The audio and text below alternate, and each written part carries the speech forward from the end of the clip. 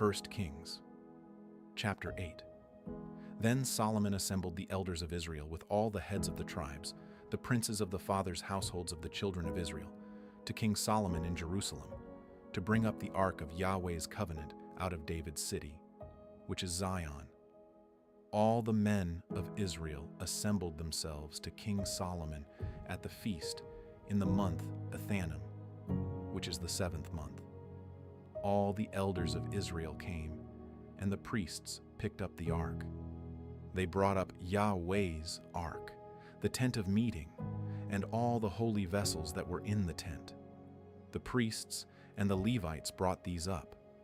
King Solomon and all the congregation of Israel who were assembled to him were with him before the ark, sacrificing sheep and cattle that could not be counted or numbered for multitude. The priests brought in the ark of Yahweh's covenant to its place, into the inner sanctuary of the house, to the most holy place, even under the cherubim's wings. For the cherubim spread their wings out over the place of the ark, and the cherubim covered the ark and its poles above. The poles were so long that the ends of the poles were seen from the holy place before the inner sanctuary, but they were not seen outside. They are there to this day. There was nothing in the ark except the 2 stone tablets which Moses put there at Horeb, when Yahweh made a covenant with the children of Israel, when they came out of the land of Egypt. It came to pass, when the priests had come out of the holy place, that the cloud filled Yahweh's house, so that the priests could not stand to minister by reason of the cloud.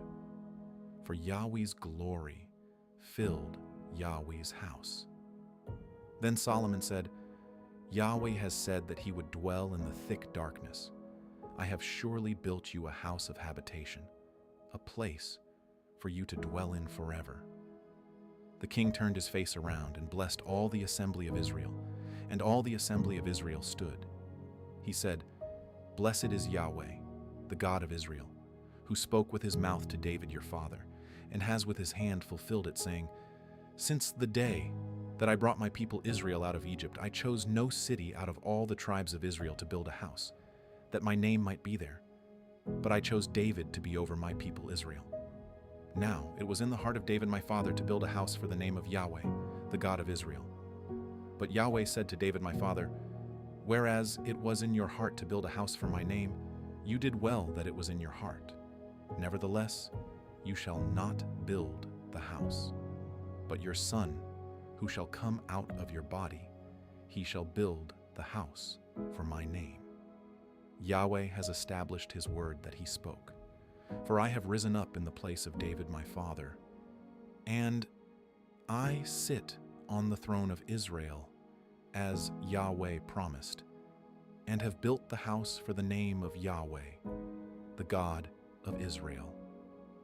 There I have set a place for the ark, in which is Yahweh's covenant, which he made with our fathers when he brought them out of the land of Egypt.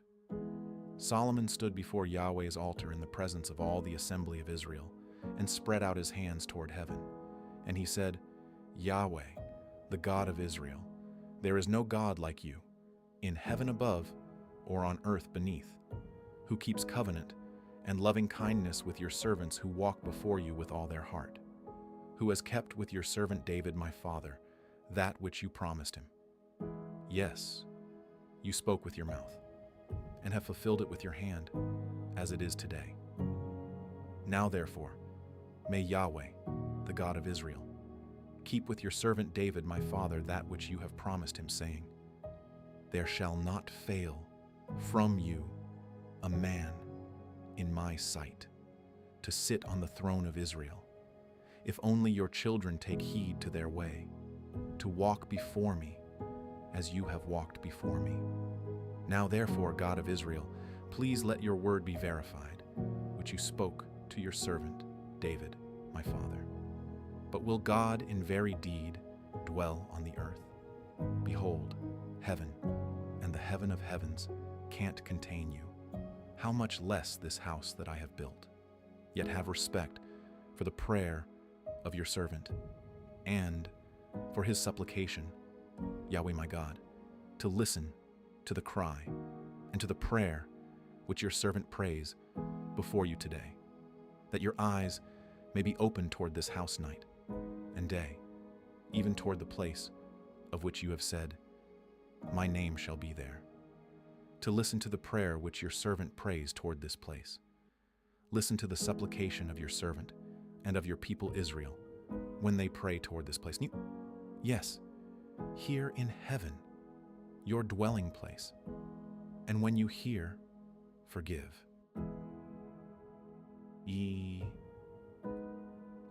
If a man sins against his neighbor, and he comes and swears before your altar in this house, then hear in heaven and act and judge your servants, condemning the wicked, to bring his way on his own head, and justifying the righteous, to give him according to his righteousness.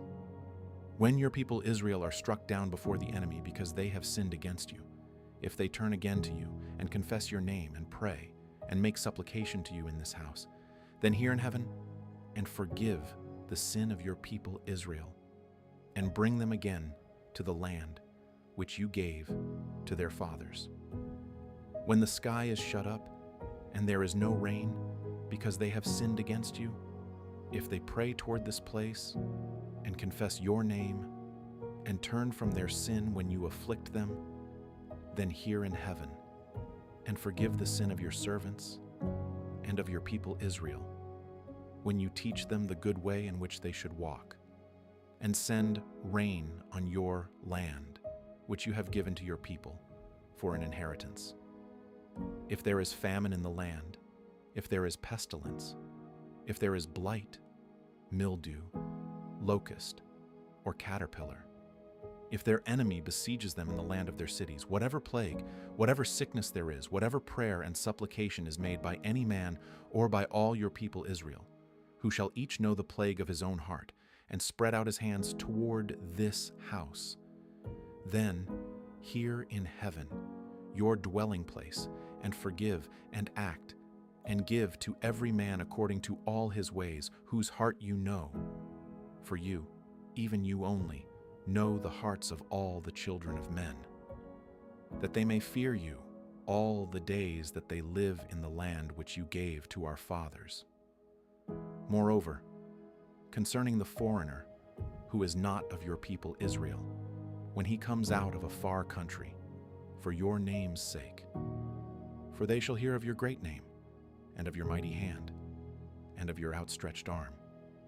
When he comes and prays toward this house, hear in heaven, your dwelling place, and do according to all that the foreigner calls to you for, that all the peoples of the earth may know your name, to fear you, as do your people Israel, and that they may know that this house which I have built is called by your name. If your people go out to battle against their enemy, by whatever way you shall send them, and they pray to Yahweh toward the city which you have chosen, and toward the house which I have built for your name, then hear in heaven their prayer and their supplication, and maintain their cause. If they sin against you, for there is no man who doesn't sin, and you are angry with them, and deliver them to the enemy, so that they carry them away captive to the land of the enemy, far off or near. Yet if they repent in the land where they are carried captive, and turn again, and make supplication to you in the land of those who carried them captive, saying, we have sinned and have done perversely, we have dealt wickedly, if they return to you with all their heart, and with all their soul in the land of their enemies who carried them captive, and pray to you toward their land which you gave to their fathers, the city which you have chosen, and the house which I have built for your name, then hear their prayer and their supplication in heaven, your dwelling place, and maintain their cause, and forgive your people who have sinned against you, and all their transgressions in which they have transgressed against you, and give them compassion before those who carried them captive,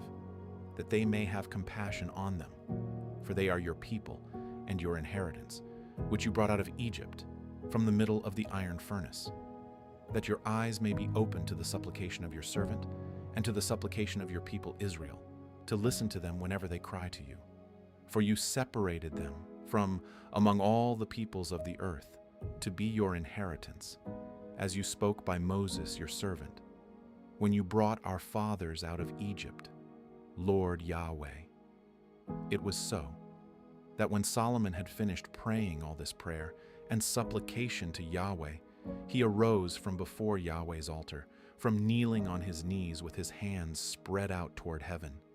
He stood and blessed all the assembly of Israel with a loud voice, saying, Blessed be Yahweh, who has given rest to his people Israel according to all that he promised. There has not failed one word of all his good promise which he promised by Moses his servant. May Yahweh our God be with us as he was with our fathers. Let him not leave us or forsake us, that he may incline our hearts to him, to walk in all his ways, and to keep his commandments, his statutes, and his ordinances, which he commanded our fathers. Let these my words, with which I have made supplication before Yahweh, be near to Yahweh our God day and night, that he may maintain the cause of his servant and the cause of his people Israel, as every day requires, that all the peoples of the earth may know that Yahweh himself is God. There is no one else. Let your heart therefore be perfect with Yahweh our God, to walk in his statutes and to keep his commandments, as it is today. The king and all Israel with him offered sacrifice before Yahweh. Solomon offered for the sacrifice of peace offerings, which he offered to Yahweh, 22,000 head of cattle and 120,000 sheep. So the king and all the children of Israel dedicated Yahweh's house. The same day the king made the middle of the court holy that was before Yahweh's house. For there he offered the burnt offering, the meal offering, and the fat of the peace offerings, because the bronze altar that was before Yahweh was too little to receive the burnt offering, the meal offering, and the fat of the peace offerings. So Solomon held the feast at that time, and all Israel with him, a great assembly, from the entrance of Hamath to the brook of Egypt, before Yahweh our God, 7 days and 7 more days, even 14 days. On the 8th day he sent the people away, and they blessed the king, and went to their tents joyful and glad in their hearts, for all the goodness that Yahweh had shown to David his servant, and to Israel his people. 2 Chronicles Chapter 5. Thus all the work that Solomon did, for Yahweh's house was finished. Solomon brought in the things that David his father had dedicated, even the silver, the gold, and all the vessels, and put them in the treasuries of God's house. Then Solomon assembled the elders of Israel, and all the heads of the tribes, the princes of the fathers' households of the children of Israel, to Jerusalem, to bring up the ark of Yahweh's covenant out of David's city, which is Zion. So all the men of Israel assembled themselves to the king at the feast, which was in the 7th month. All the elders of Israel came. The Levites took up the ark. They brought up the ark, the tent of meeting, and all the holy vessels that were in the tent. The Levitical priests brought these up. King Solomon and all the congregation of Israel who were assembled to him were before the ark, sacrificing sheep and cattle that could not be counted or numbered for multitude. The priests brought in the ark of Yahweh's covenant to its place, into the inner sanctuary of the house, to the most holy place, even under the wings of the cherubim.